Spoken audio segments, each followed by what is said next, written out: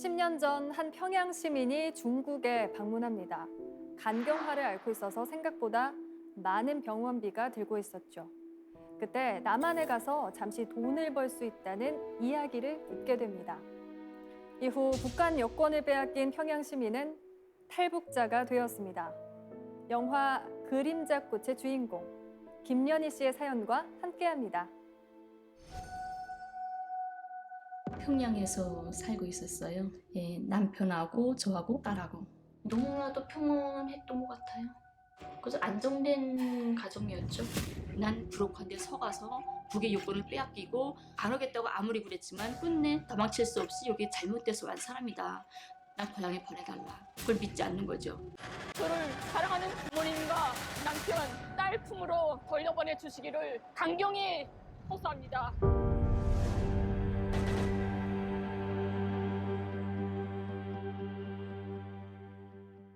네, 안녕하세요. 반갑습니다. 네, 반갑습니다.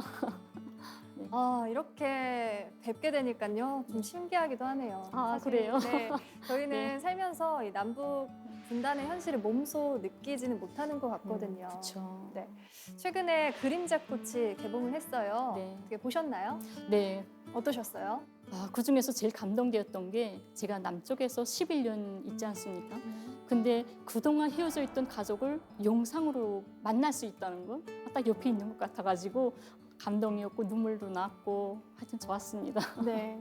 오늘 강연을 통해서 우리 남북의 분단에 대한 현실 그리고 우리가 서로 너무 모르는 문화 또 미래에 대한 여러 가지 생각해보는 시간이 되었으면 좋겠습니다. 오늘 강연 부탁드립니다.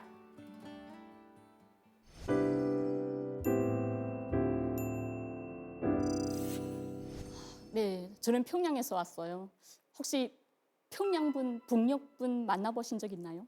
아니요, 저는 선생님이 처음이에요. 와, 정말 영광입니다. 네, 평양에서 저는 패션 디자인으로 일을 하고 있었고 또 남편과 딸과 그냥 한 가정을 이루고 그냥 일상 평범한 생활 이런 생활을 하던 그냥 거리에서 흔히 볼 수 있는 평범한 평양 아줌마, 일반 아줌마인 거죠. 네, 선생님 저 근데 궁금한 게요.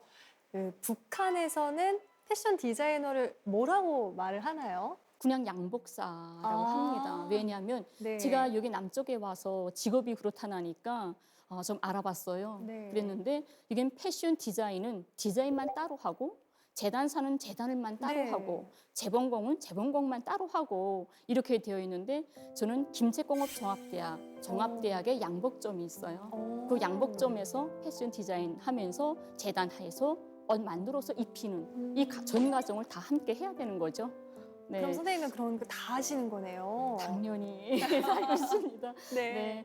오랜 시간을 그렇게 옷을 만들고 있었고 네. 그러다가 제가 평양에 있을 때부터 원래 간이 좀 약했어요. 간이 아파가지고 간 치료 겸 또 중국에 있는 사촌 언니네 집에 또 여행도 좀 세계 여행도 좀 할 겸 이런 생각으로 중국에 나오게 됐던 거죠. 그래서 나왔다가 중국에 와서 제가 착각을 했던 게 중국도 사회주의라고 저는 알고 있거든요. 네. 북녘 사람들이 다른 나라들에 대해서 별로 이렇게 경험이 없어요.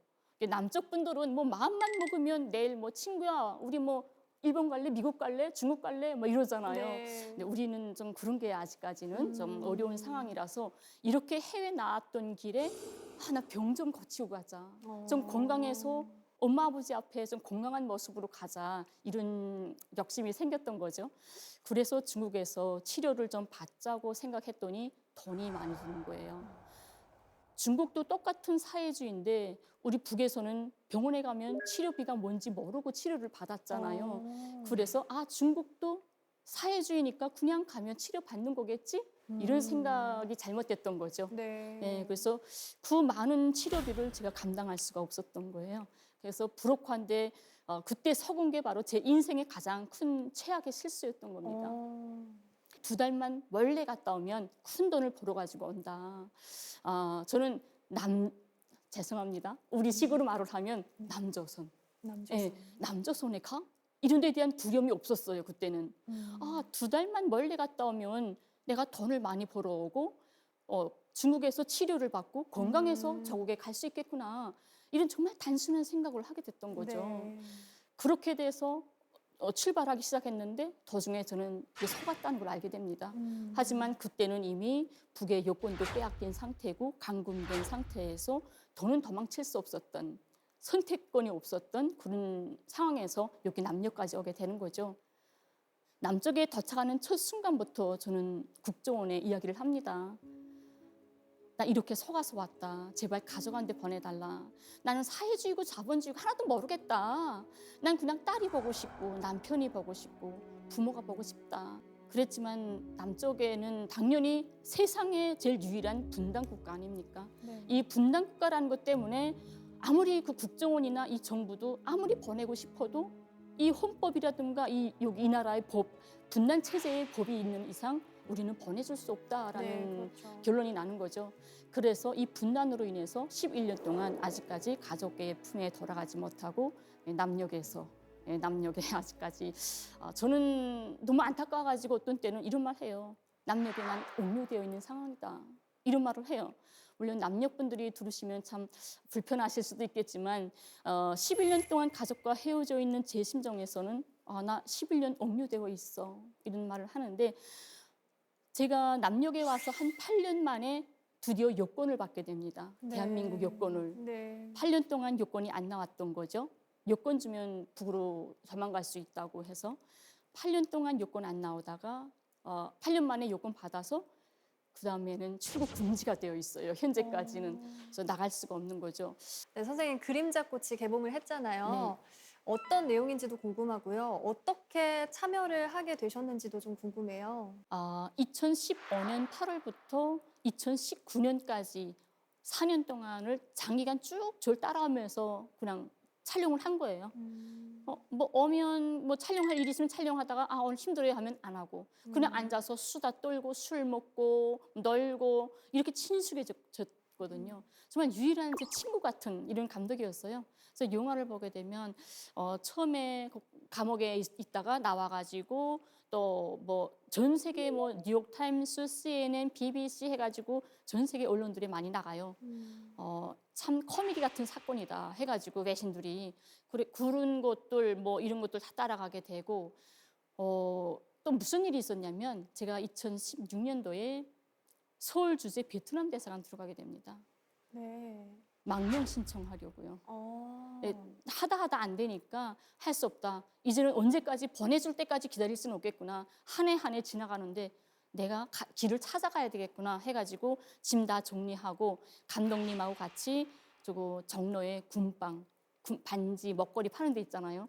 감독님하고 같이 가가지고 딸한테 줄 반지, 먹거리, 이젠 애인이 있을 거야. 그러면 커플링 사야지 해가지고 딸 사이즈도 모르고 남자가 있는지 없는지도 모르잖아요. 근데 그 커플링 사가지고 다 해서 곧 영화에 나와요. 그래가지고 준비해서 다음날 베트남 대사관으로 이 감독이랑 또 언론 단체들이 언론 기관들이 있었어요. 한겨레도 있었고 뉴스타파도 있었고 그분들이 다 같이 네. 들어가요. 네, 네. 그때는 정말 저 가는 줄 알았어요. 진짜 이게 마지막이구나 하고 승용차 타고 베트남 대사관으로 가는데 그 거리가 예전에 보던 그 거리가 4년 동안 있었던 그 거리가 아닌 거예요. 너무 쓸쓸하고 진짜 내가 가면 이 거리를 다시는 평생 못 보는 것이잖아요. 그 경복궁 옆으로 쫙 지나가는데 난 다시는 남녘에 이 거리를 거닐 수는 없겠구나 하는 아쉬움도 남고. 그냥 반지 하나 좀 봐주세요. 그것도 아가씨가 할 거? 네네, 딸한테 줄 건데. 근데 사이즈를 알아야죠. 그죠. 내가 그게 좀 그게 문제지. 걱정이었어요. 그러니까. 이렇게 하면 우리 딸한테 미안한 마음 조금 좀. 너무 비워질까? 너무 좋지. 너무 좋죠.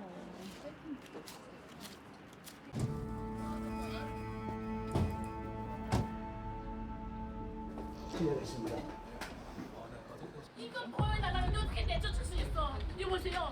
베트남 사람이에요. 네. 당신 부모 자식도 없습니까? 자식 없습니까? 네. 어떻게 경찰? 어떻게 사람들이 이럴 수가 있어? 이러시면 안 돼요.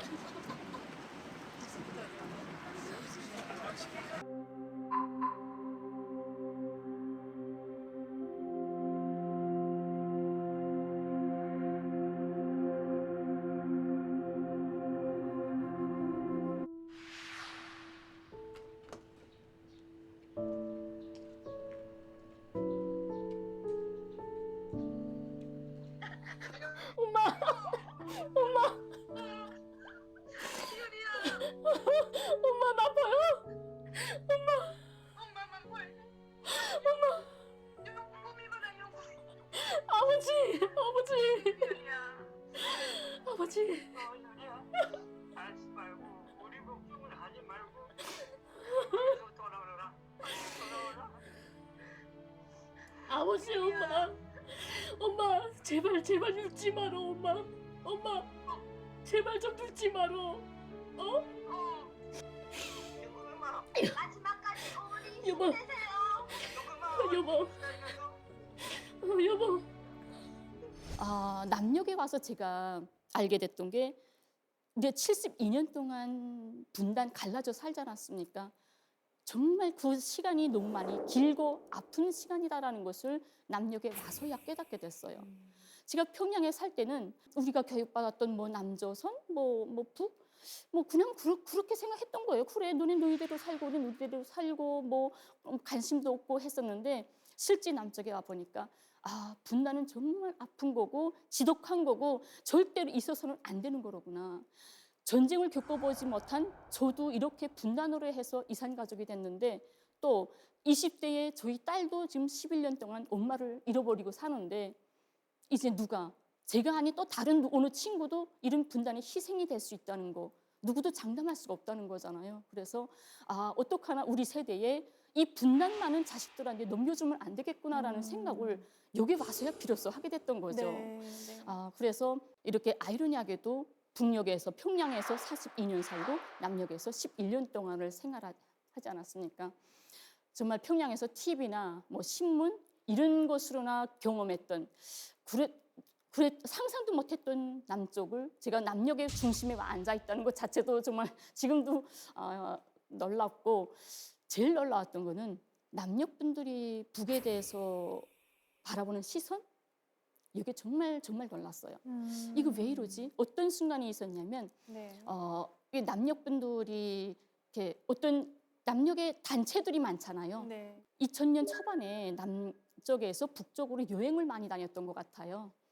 갔는데 남녘에서 가신 분들이 북에 관광 버스를 타고 평양의 농장밭을 지나게 됐답니다. 네. 근데 감자밭을 지나게 됐대요. 근데 버스에 타고 있던 한 엄마가 엄마 감자꽃이 우리하고 똑같네 하고 말했대요. 그러니까 버스에 타고 있던 북 안내원이 꽃만 같은 게 아니라 감자 알도 같습니다 라고 말을 했다는 거예요. 그 말을 들을 때에 정말 슬펐어요. 남과 북은 당연히 같아야 되는 거 아니야? 왜 같은 게 이상할 만큼 우리는 멀리 왔어? 이런 게 바로 분단의 비극이로구나 이런 생각이 났던 거죠. 또 한 번은 우리가 톨게이트 지금은 톨게이트 잘 많이 알아요. 뭐 가면 던도 내는 거 알고. 근데 그때는 전혀 모를 상태니까 친구가 차를 타고 어디 가자고 그래서 그 친구 차를 타고 지나가는데 어느 고속도로에 무슨 주막집 같은 거 하나 있는데 그 앞에 차를 세우는 거예요. 네. 네, 세우더니 그 아줌마한테 돈을 축 줘요. 그래서 저 아줌마 아세요? 하고 물어봤어요. 그랬더니 모르죠. 그래요. 아니 왜 모르는 아줌마한테 돈을 주세요? 이게 자본주의인데 돈이 그래요. 그러니까 이 길을 지나가는 사람은 누구나 다 돈을 내야 지나갈 수 있어요. 네. 오, 정말 충격이었어요. 뭐지? 아니 이 나라 사람들은 무슨 생각을 할까? 내가 내 나라 땅을 내가 지나가는데 왜 돈을 내고 내 나라 땅 지나가야 돼? 북한에는 그런 문화가 없나 봐요. 없죠. 그건 내 나라 땅이잖아요. 네. 난 내 나라 국민이고 내가 다른 나라 넘어가는 것도 아닌데 왜 돈을 내야 되지? 진짜 충격받았던 거예요. 제가 생각하기에 남녘 분들도 이렇게 북을 모르잖아요. 북쪽 사람들도 몰라요. 당연히 모르겠죠. 네. 제가 남쪽에 못 왔으면 또 전혀 모르죠. 제가 처음에 대구에 집에 갔는데 우리 아파트 옆에 커피숍이 있는 거예요. 네. 그래서 남쪽의 커피숍은 대체 어떨까 궁금하잖아요. 하나하나 정말 호기심 나고 정말 궁금했어요. 네. 첫 번째 충격은 왜 커피숍이나 모든 상점이나 이런 게 다 꼬부랑 글자가 있는 거예요. 꼬부랑 글자요? 영어 꼬부랑 글자로. 영어요? 네. 그래서 왜 다 영어만 이렇게 너무 머리가 좋아서 나 머리만 영어를 쓰는지 모르겠는데 그래서 간판들이 우리나라 말이 없네. 이게 이상해요. 북쪽은 몽땅 간판이 몽땅 우리나라 말이거든요. 외국 말이 한글이군요. 없어요. 네. 네, 외국말 안 쓰는데 예를 들어서 내비게이션 있죠. 네. 북에서 뭐라고 할까요? 내비게이션이요? 우리나라 말로 뭐라고 말할 수 없을까요? 손지도? 길동무. 길동무. 좋죠.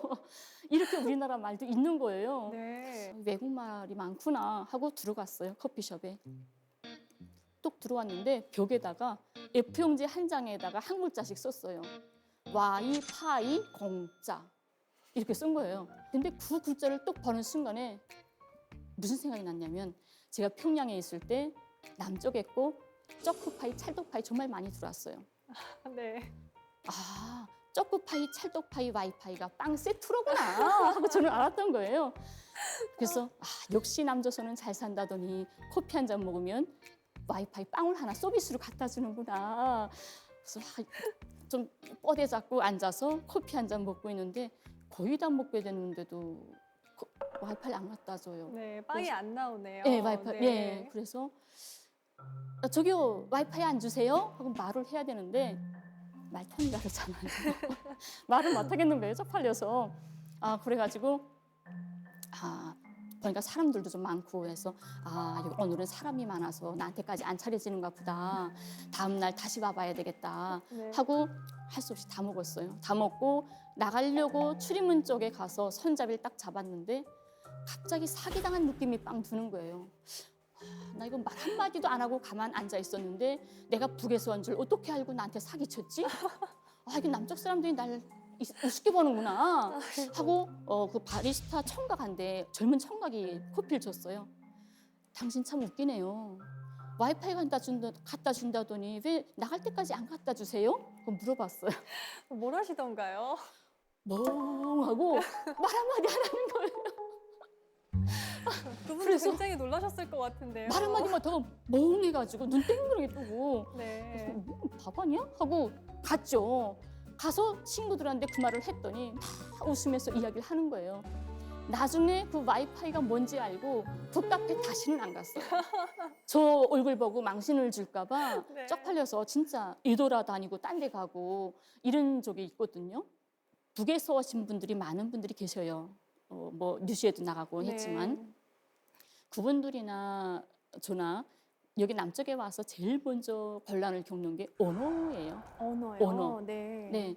그래서 외래어가 제일 많고요. 어느 아파트 같은 데 가보면 분명히 다른 문 용어인데 쓰는 건 우리나라 말로 썼어요. 네, 그렇죠. 무슨 네, 그것도 한두 글자가 아니라 길어요. 근데 저 아파트는 분명히 외국인이 안 살고 이 나라 사람들이 살 건데 왜 외국말로 저렇게 써놨지? 하고 물어봤어요. 네. 남쪽 분한테. 그랬더니 시부모들 찾아오지 말라고 그랬다고 농담을 하시더라고요. 그래서 물론 농담이겠죠. 요즘은 다 찾아가십니다. 그렇게 써도. 진짜요? 그래서 그런 것들. 그다음에 또 제가 놀랐던 게 한 번 가는데 어느 상가 간판에 폭탄 세일 이렇게 간판이 있어요. 그거 보고 아니 제가 평양에서 네. 뉴스 볼 때 미국에서 총을 판다고 하더라고요. 미국에서 총을 판다더니 남조선에서는 폭탄도 파는구나. 저 이렇게 생각해가지고 좀 무서웠어요. 남쪽은 미국보다 더 무서운 데 아니야? 이런 생각들. 근데 또 무서운 건 뭐냐면 지나가는데 할머니 뼈 해장국이라는 간판이 있어요. 아니 할머니 뼈를 어떻게 해장국을 국을 어떻게 끓일까? 정말 혼란스럽고 이해가 안 되는 거죠. 그래서 이런 것들이 그 과정이 너무 힘들어가지고요. 그래서 이제는 많이 이렇게 됐는데 그래서 제가 말씀드리는 건 이 남녘분들이 이 말씀을 들으면서 이제 앞으로도 북녘에 구경하러 가려면 남쪽 분들이 해외 여행 나갈 때 일부러 미국이나 어디 가면 영어 공부, 여행 가이드 공부하고 가잖아요. 그렇죠. 네. 상식이잖아요. 네, 그렇죠. 그것처럼 우리가 북을 간다게 되면 당연히 상식은 알아야 되잖아요. 그래서 여러분들도 북에 가게 되면 이렇게 언어나 문화적 충격 이런 일이 있을 수 있기 때문에 마음의 준비를 단단히 가지고 기초 상식은 조금 알고 가시는 게 좋겠다라는 네. 생각으로 막 하고 있는 거고요. 제가 지금까지는 남과 북의 문화적 차이, 혼란스러웠던 것들 말했지만 정말 제가 살아보니까 역시 남이나 북이나 우리는 한 민족이고 한 가족이구나. 아, 오길 수 없는 우린 하나구나 하고 생각했던 게 같은 점이 있군요. 예, 뭘까요? 같은 점이요?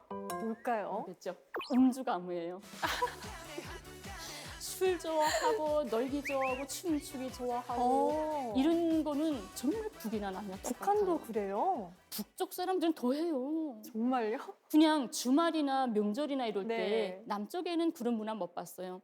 북에는 주말 같은 때 가게 되면 아파트에 넣는 사람들끼리 뭐 모아가지고 어디 놀러 가자 해서 대동강변에 그 풀숲에 다 앉아서 뭐 김밥이고 뭐고 사와가지고 오, 네. 그냥 먹으러 가는 게 아니라 남쪽식으로 악거디언이라고 해요. 우리 어. 북에서는 선풍금이라고 하는데 네, 악기 같은 거죠? 네. 선풍금 다 가지고 나갑니다. 기타하고 선풍금하고 와. 기타는 대중악기예요. 누구나 다 해야 되는 거예요. 네. 북에서 아, 그거 가지고 나가서 한 팀이 막 놀기 시작하면 그 옆에 팀이나 지나가던 사람들이 다 합세가 돼요. 뭐 누구나고 상관없어요. 정말요? 예. 그래서 주말이나 명절이나 대동강이나 머람봉 이런 데 가게 되면 정말 정신 나가요. 뭐 놀고 춤추고 맥주 뭐 취해가지고 뭐 이런 모습이 요게 뭐 와, 강남이나 어디나 네. 거리에 젊은 사람들 술 먹고 막 다 그런 모습이랑 똑같아요. 와, 그래가지고. 상상도 못했어요. 아, 그쵸. 너무 재밌네요. 더 재밌는 거 뭔지 아세요? 북에 혹시 가시게 되면 네, 실수하지 말라고 제가 한 가지 팁을 드리는 거예요. 네. 북의 안내원이 술 뭐 하실 거예요? 하고 물어보잖아요. 네. 그때 전 맥주 주세요 하게 되면 바보 아니야? 이렇게 오. 생각이 돼요. 왜요? 북에서는 맥주가 술에 안 속해요. 아, 맥주는 청량음료에 속하거든요. 아, 정말? 그래서 술 뭐 어. 할래요? 하게 되면 뭐 소주나 뭐 인삼주나 뭐나 난 와. 이런 거 술 주세요 하고 난 술 못 먹어. 그러면 난 그냥 맥주만 주세요. 이렇게 돼야 돼요. 아. 전 평양에서 술 한 방울도 못 먹었어요. 그냥 맥주만 먹어요. 오. 이렇게 되는 거예요. 그러니 맥주 먹는 건 절대 술 먹는 게 아니죠. 그렇구나. 네. 그럼 저도 가면은 맥주 달라고는 안 해야겠네요. 그래서 술 달라고 청량음료 주세요 하게 되면 네, 맥주 주죠. 네. 그래서 머욕하고 나왔다던가 뭐 그럴 때 맥주 한 캔 먹고 가는. 그래서 문화가 뭐냐면 직장에 갔다가 퇴근할 때 거리에 맥주집들 있죠.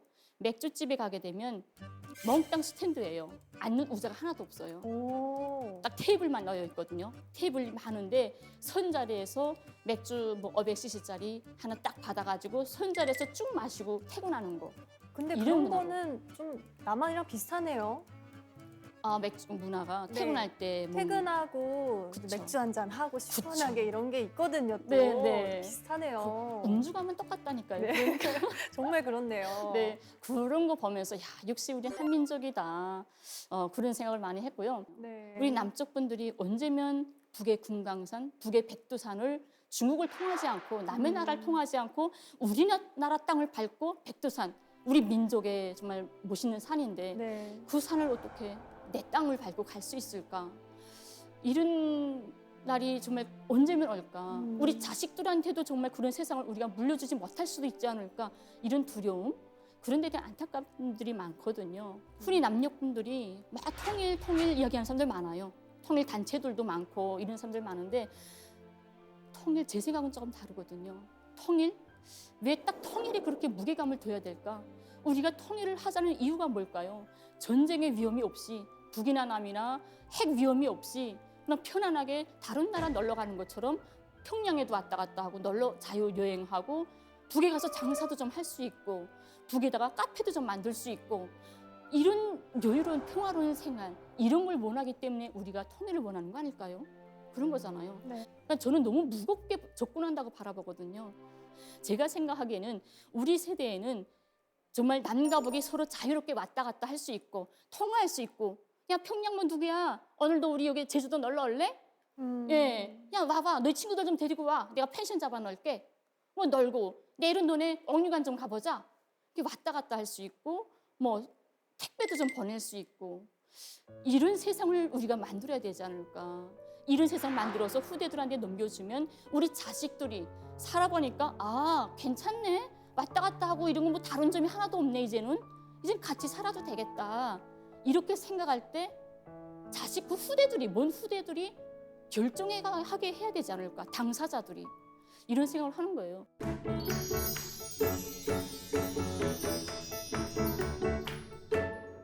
어떤 남쪽 분들이 저한테 이런 말을 많이 하세요. 그래도 여기 살만하지 않냐. 남쪽이 여기도 살만하다. 너네보다 더 잘 사는데 왜 꼭 고향에 가려고만 하냐.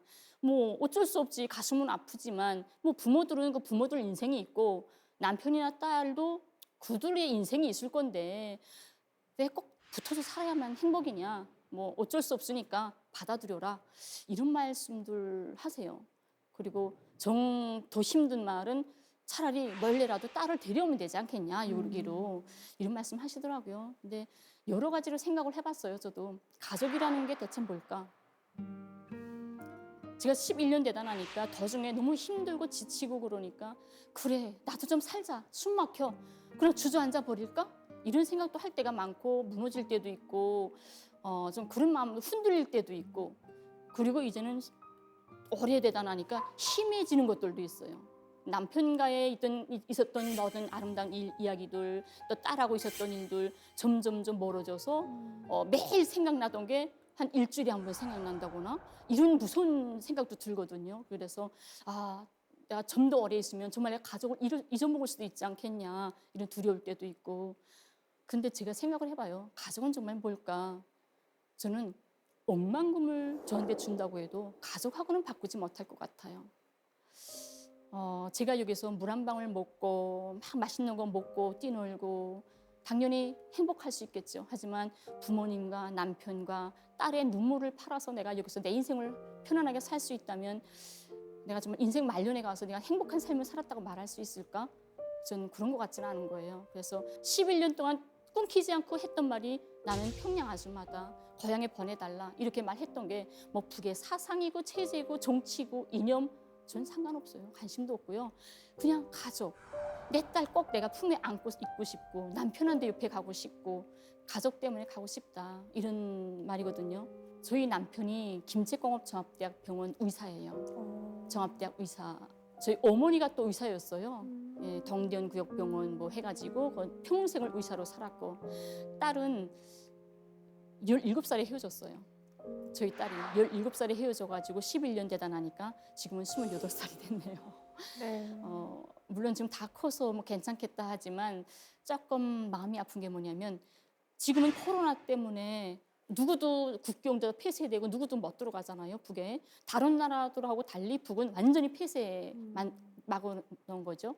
근데 그 코로나 막기 전에는 외신들이 평양에 들어갈 때 또 한국에서 이 기자들이 북에 갈 때 이분들이 평양에 가서 저희 가족들 만나서 인터뷰해서 기사도 올리고 또 제 손편지나 선물도 전달해주고 또 거기서 받은 선물을 저한테 전달도 하고 이렇게 막 왔다 갔다 진짜 그땐 행복했죠. 떨어져 있어도 어떻게 소식을 알 수 있다는 서로 전달할 수 있는 그런 시절이었는데 그때 저희 딸이 영상을 하나 찍어서 보냈는데 그러는 거예요. 자기는 엄마 오기 전까지 절대 결혼은 시집을 안 간다고. 28살인데. 근데 남과 북이 다른 게 남쪽에는 40이 됐는데도 처녀들이 있어요. 시집 안 간 여자들. 그렇죠. 많죠. 네. 근데 북에는 25, 늦어서 26이면 다 시집 가요. 28 하게 되면 아이고 거철값이네 그래요. 북에서는. 근데 완전 거철값이 된 거죠. 저희 딸은. 근데도 시집을 안 가겠대요. 엄마 온 다음에 엄마 축복을 받으면서 시집을 가겠다. 그게 참 안타까웠고 또 지금까지 전 11년 됐지만 그 8년 됐을 때 3년 전이죠. 8년 됐을 때 어머니가 제가 맏딸이에요. 맏딸을 계속 구리고 안타깝고 눈물 흘리고 하면 신경을 쓰다가 그만이야 실명을 하셨어요. 하셨다는 소식이 왔더라고요. 정말 무너지더라고요. 무너져서 더 마음이 급해져가지고 어머니가 제가 돌아간다고 해도 내 얼굴을 다시는 볼 수 없겠구나. 하지만 어머니가 살아계실 때 내 목소리만큼은 좀 들려주고 싶다.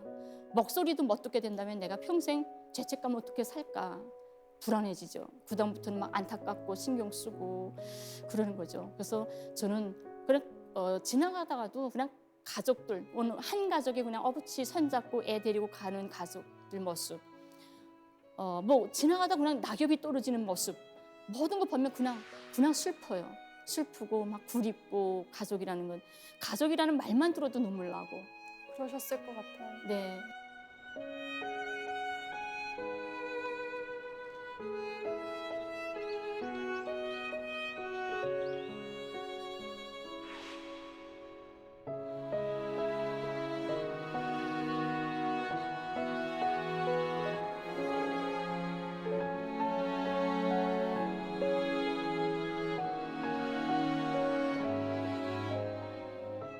구림잡고 어제 제가 시사에 들어가서 봤는데 가장 가슴 아팠던 게 또 하나 뭐냐면 평양에 있는 가족의 모습을 보는 거는 참 좋아요. 네. 좋은데 그것을 남쪽 감독이 가서 촬영해 오지 못했어요. 이 영화를 4년을 촬영을 했는데 그 이승준 감독 네. 그분이 4년 동안을 촬영하면서 누구보다도 저에 대해서 제일 많이 잘 알고 있잖아요. 당연히 이 감독이 평양에 가서 저희 가족한테 저희 생각도 말해주고 또 그 사람들의 생각도 전해주고 당연히 이 사람이야 되는데 갈 수가 없어요. 갈 수가 없고 핀란드 감독한테 부탁을 해가지고 그 사람을 섭외해서 2번을 평양에 들어가서 모든 사생활이고 뭐고 다 찍어가지고 오게 되는 거죠. 네. 평양에서 찍고 중국에 왔다가 한국에 와서 그걸 전달해주고 가야 하는 순간이 있었어요. 네. 그때 저도 너무 반가워서 만나러 갔죠. 서울에 어느 호텔에 가서 만났는데 그분의 손을 잡고 놓지 못했어요. 감독님 이 손 저희 딸이 잡았었겠네요. 감독님 내 딸 손을 잡고 있었겠네요. 그 손을 잡고 딸이 얹기까지 남아있는 것 같아서 놓지 못하겠더라고요. 너무 좋았고 딸이 엄청 요리를 음식을 잘하더라고 칭찬도 하고 그 순간이 참 제일 행복했던 것 같아요. 딸의 소식을 봤던 거. 사람에게는 아마 태어나서 인생 끝날 때까지 공통적인 딱 하나의 행복감이라는 게 있겠죠. 하지만 지금은 이런 게 나한테는 행복하다. 또 좀 지나서는 나는 지금 시기엔 이게 행복하다 하는 게 있지 않겠나요? 어머니 빨리 만나는 게, 어머니랑 같이 동상생활 하는 게 정말 무엇인가 이룬 것 같은, 무엇인가 큰 공백을 주는 이런 생활이 아니고 꽉 들어찬 행복, 웃음 꽉 들어찬 그런 생활이 전 제일 행복하다고 생각합니다.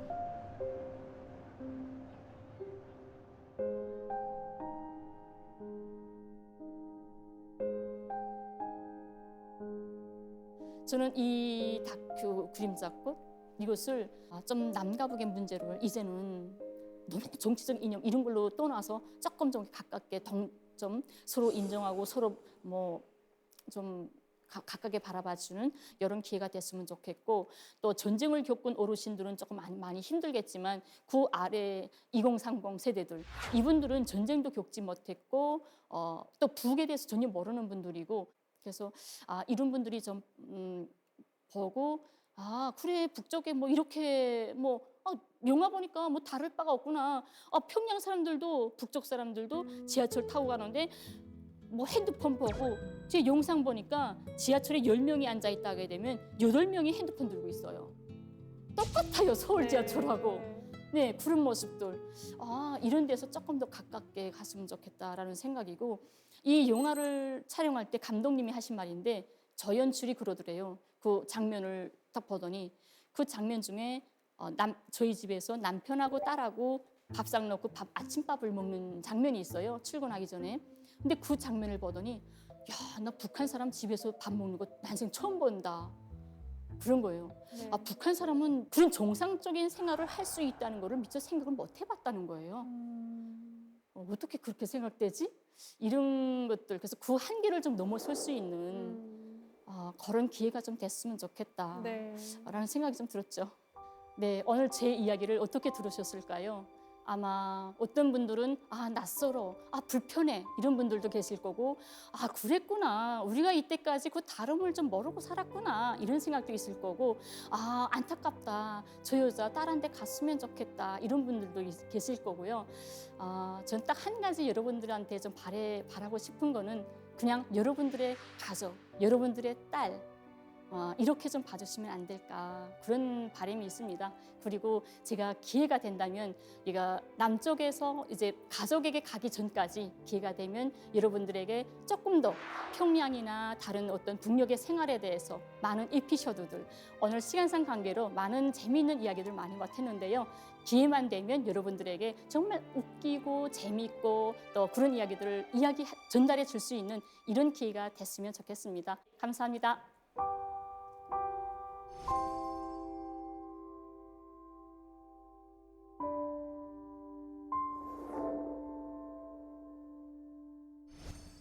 네, 선생님 강연 정말 잘 들었습니다. 감사합니다.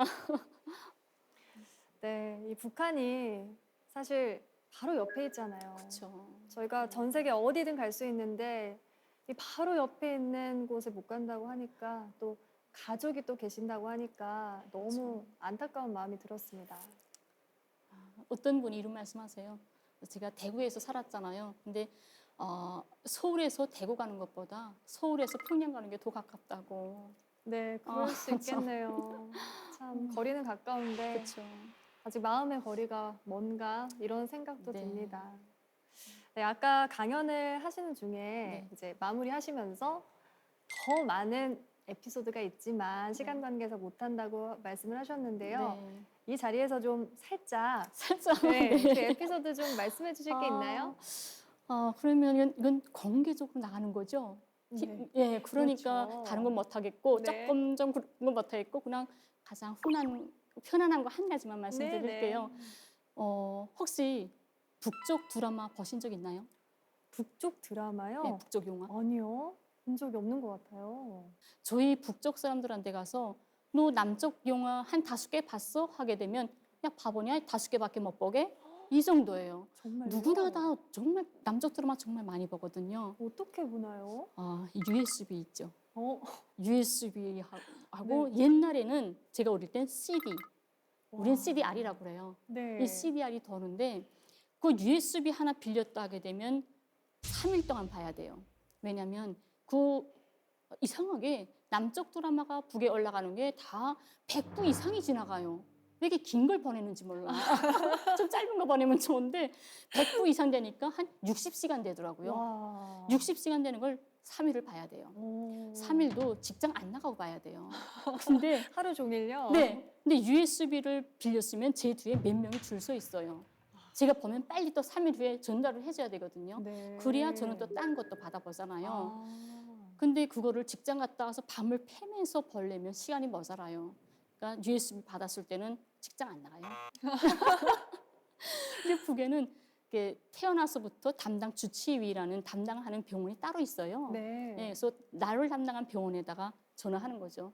나 밤에 설사 만나서 아파서 오늘 직장 못 나갑니다. 하면 3일 진단서를 떼줘요. 오, 정말요? 네, 그럼 진단서 받고 집에서 놀면서 밤새껏 영화를 보는 거예요. 네. 근데 거기서 드라마를 봤을 때 북쪽 사람들의 반응 네, 어때요? 알고 싶죠? 네, 네, 너무 궁금해요. 우선 남쪽 드라마 보면 대체로 다 대문 열면 차가 들어가면 정원이 있고 방에 들어가면 거실에 소파 쫙 있고 네. 집사가 커피 나르고 층층 계단 올라가면 뭐 누구 방 저는 북에 있을 때 남쪽 사람들은 다 그렇게 회장집에서 사는 줄 알았어요.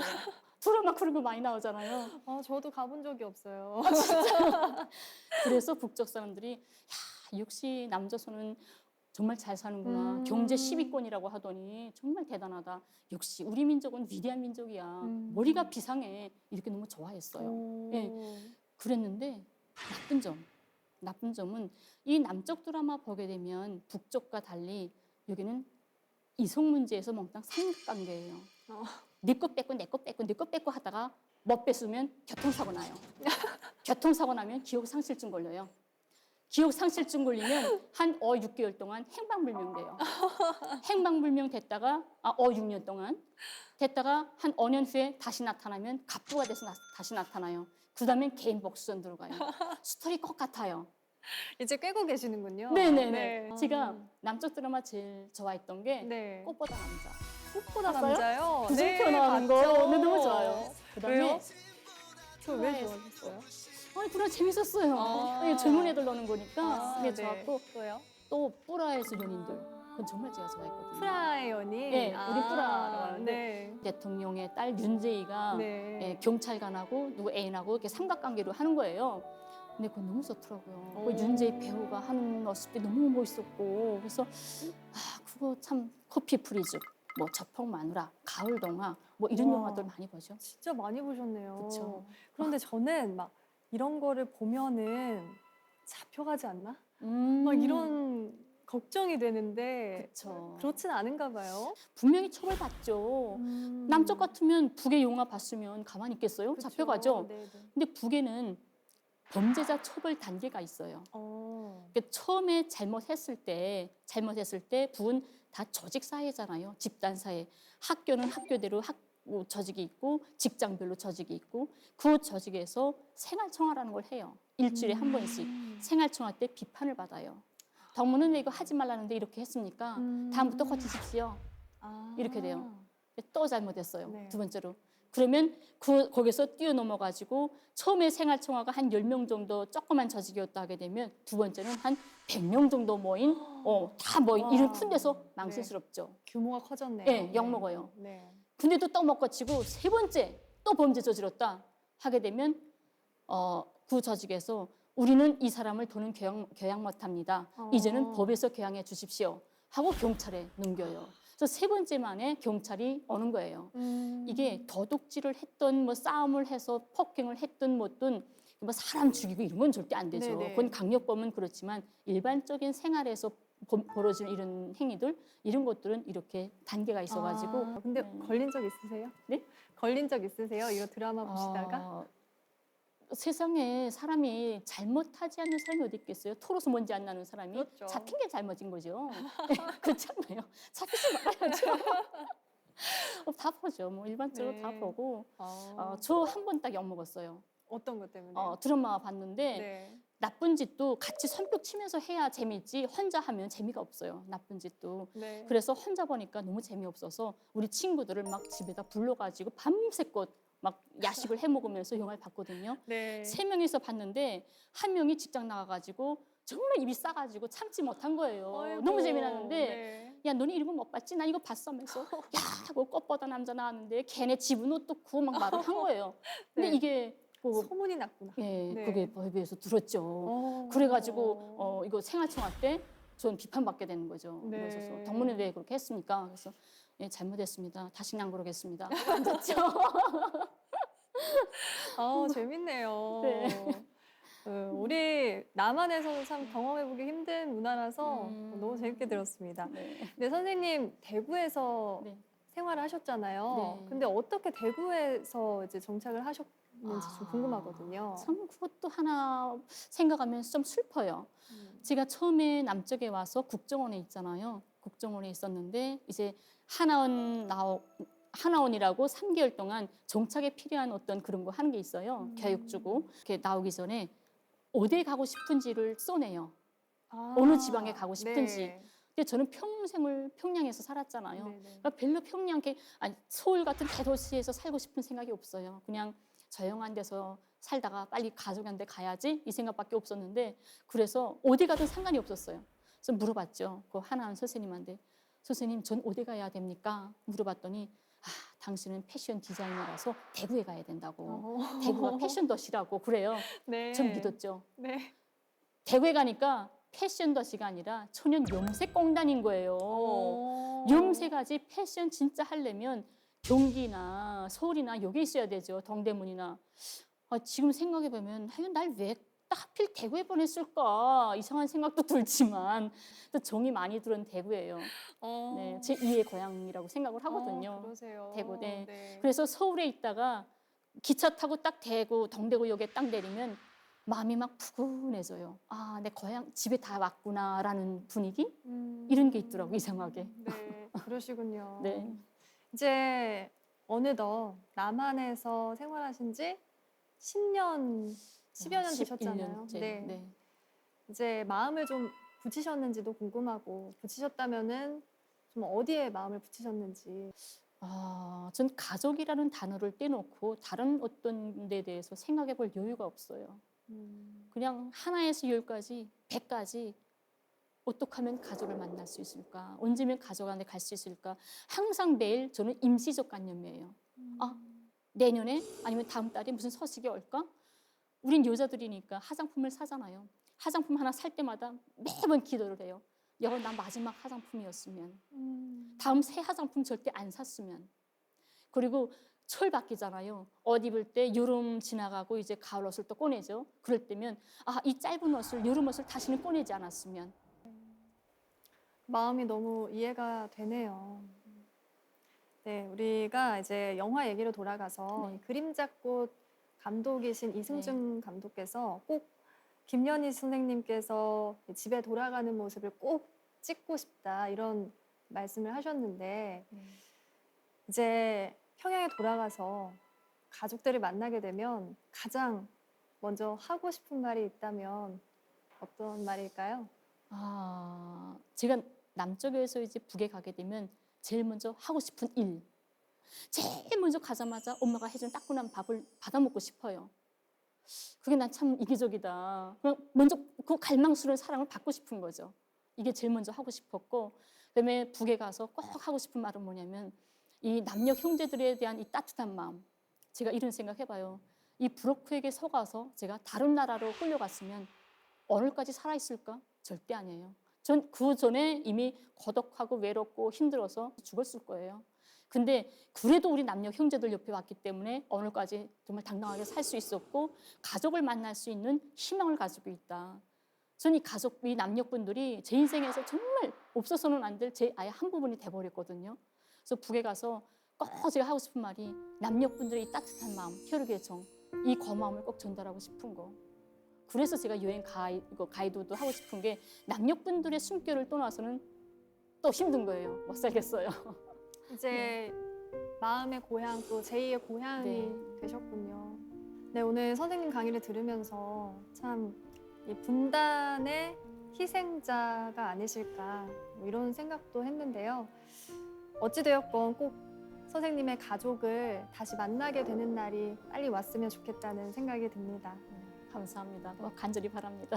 그때까지 응원하겠습니다. 네, 오늘 감사합니다. 강연 너무 네. 잘 들었습니다. 감사합니다. 감사합니다.